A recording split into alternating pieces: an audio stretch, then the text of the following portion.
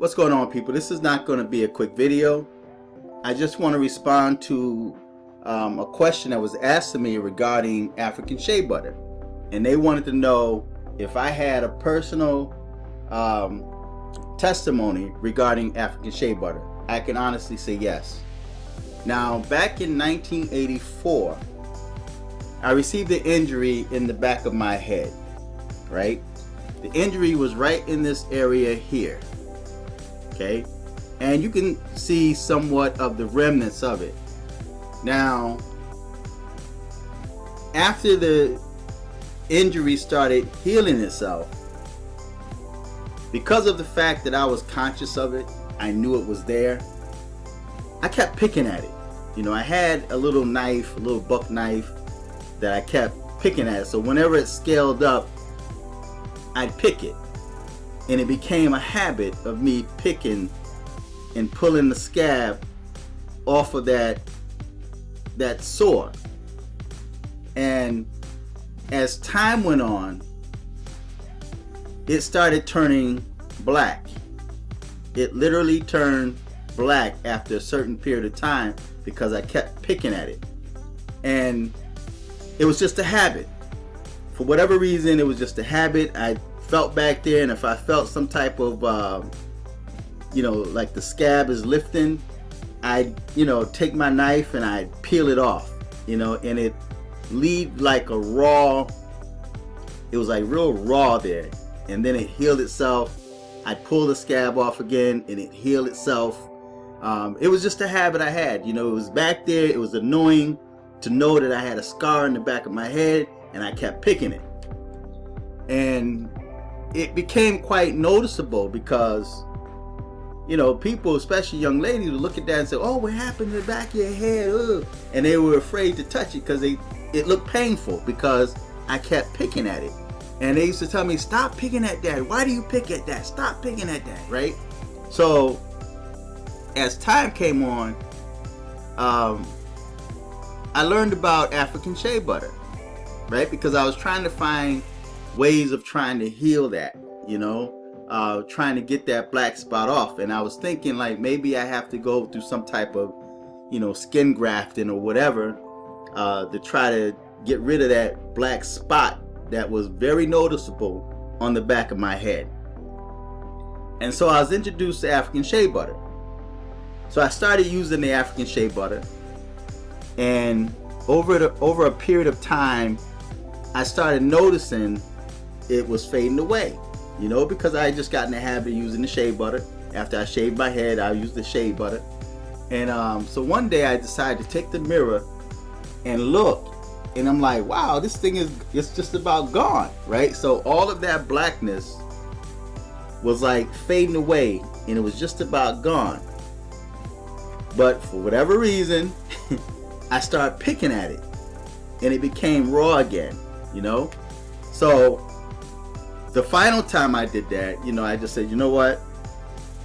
That's like quite unattractive. I don't like that, you know, so I stopped picking at it. I willed myself not to touch it, even when I had, you know, when I was tempted to pull a scab off, you know, because you know how a lot of times we see scabs either on our arm, our leg, somewhere, anywhere on our body, and we just got to pick it.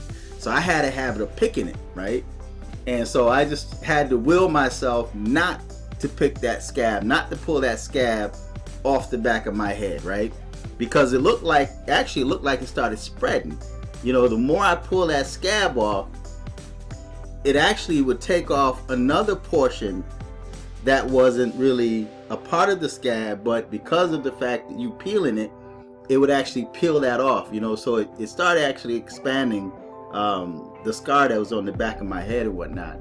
And so I willed myself not to pull the scab off no more, and I just started using African shea butter and the soaps that I talked about the other day in my video. And as time went on, I happened to look in the back of my head, and this is the results of it. It's gone. You can barely see it. Now, you can only see it here because of the fact that the camera, there was a lot of lighting, and the camera was like close up, you know, to my scalp. It's like if you were to take your camera and put it close to your face and take a picture, you'll start seeing all of the lines and stuff that you wouldn't normally see in your skin, right? So I took this picture just to show right in this area here is where the scar was, and you can just see like it's not even noticeable, you can't even see it. And this is the results of using African shea butter on dark spots. So when it talks about in the description, if you were to go to the website, or if you follow me on Twitter, Shea Butter Heals, it says on there that African shea butter is good for dark spots, skin discolorations, wrinkles, blemishes, things like that. And this is right here, so this is not a quote-unquote snake oil remedy. This actually works, and there's been studies that were done that prove that African shea butter work. That's why you find African shea butter is in a lot of your soaps, you know, and it's very small percentage, and the stuff they put in your soaps and your lotions really have no effect, okay, because it's somewhat watered down, and they put a very low percentage of African shea butter in those lotions and in those soaps, right? So you'll go to one of the supermarkets and see this lotion with African shea butter or cocoa butter. It has a very low percentage of it in there. You know, you want to get the raw, you know, the 100% raw African shea butter. That's what helps. And this at one time was black. I mean, it turned black over a period of time because I kept pulling the scab off. I kept picking at it, kept picking at it. So then finally I just decided to allow it to heal itself. So, but I kept using the African shea butter, and this is the results of it. So, and African shea butter is superior to cocoa butter, you know. So some people, they have their preferences. There's people that like cocoa butter, but I found that African shea butter works the best. So feedback, tell me what you think, and share your experience with African shea butter. Until next time, I'm fearless.